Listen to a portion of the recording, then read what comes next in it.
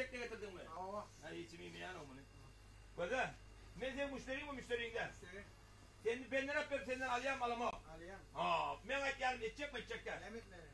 Böyle sebadan inlemeyle lebeniyatı almalılar. İnşallah ne Alman? Alacak mı? Yok almayan. İşte Alman ne yani diye? Yok Alman istemem. Alma aslan. Yok aslan Alman. Şu an seba yok mu senden? Sabah bir kuşarak bak şunu tükürüm almayan. Tüketmek gerek de hani? He. Seban kanı hani haydi. Bak şu an ucudur. Şu mu? Ama. Ben öyle pulum ver ya. Seban adını alma gerek de. Ay velek ay velek. Seba bakalım. Ay velek. Al bir de seba. Seba gerek de. Hava. Türkmenin dar yerini dargıttı sabah. Hem de adını dargıttı. Biri vurdu, öldürdü. Şimdi de sabahdan da adırlaydı mı?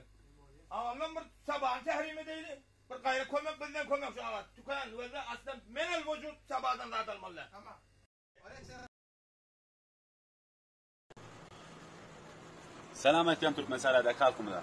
Şu peniri sabahını şundan bile bir akılacına tehrim ediyor. Sizden de ikremim Türkmenistan'a hem de Çin'e günden bile şu peniri aslan istifade etme. Eyvallah devam.